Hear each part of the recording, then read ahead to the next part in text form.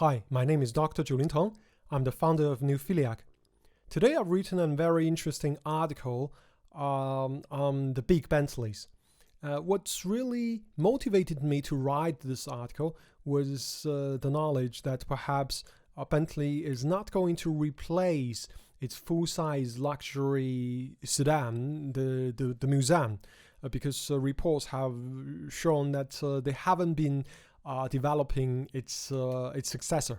While at the same time, Bentley has just released a new flying Spur, so it seems like they are going to continue to share platforms with Volkswagen cars, but not going to replace with a Bentley proprietary chassis.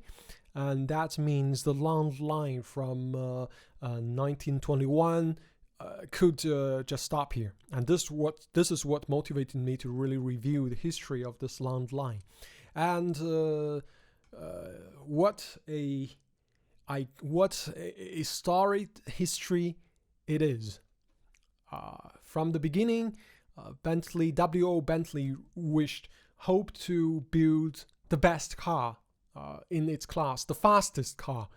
And he achieved that with the Bentley 3-liter, which won Le Mans twice. This was a very iconic car, and he didn't stop there. He upgraded it to 4.4 liters, or 4.5 liters. And this car won the 24 Hours of Le Mans in 1928. And then, just around the same time, he manufactured the 6.5 liter, and which actually had a 6.6 liter inline six. They produced almost 150 horsepower.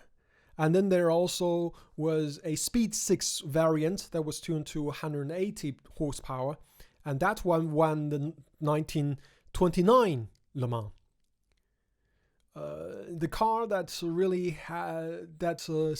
embodies the glamour of this pre-war era of big Bentleys was the Blue Train. The story goes like this.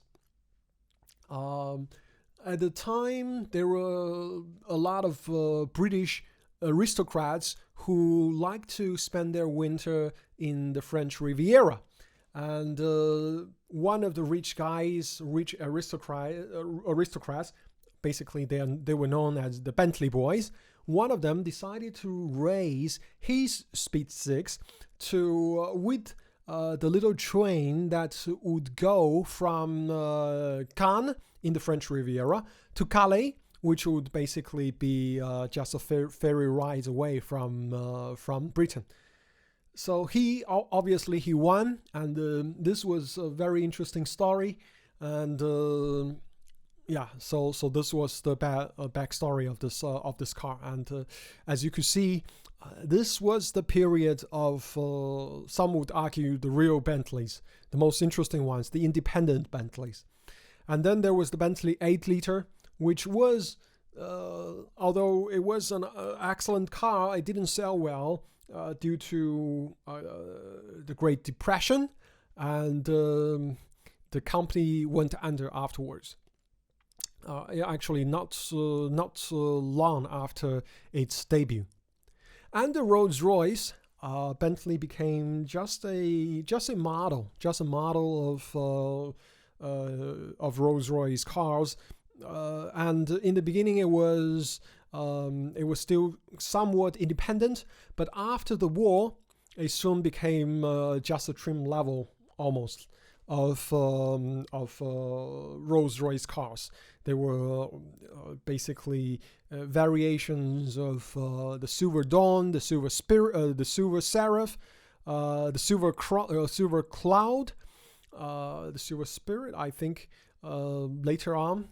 So I think at this point what was remarkable perhaps was it was still before the war, the coming of Bentley Continental, and this was before the war. And this picture was I think the R-Type, the Bentley Mark 7 that was coach built Bentley Continentals. They were hardtop coupes, and they were known for their endurance, and they were quite iconic.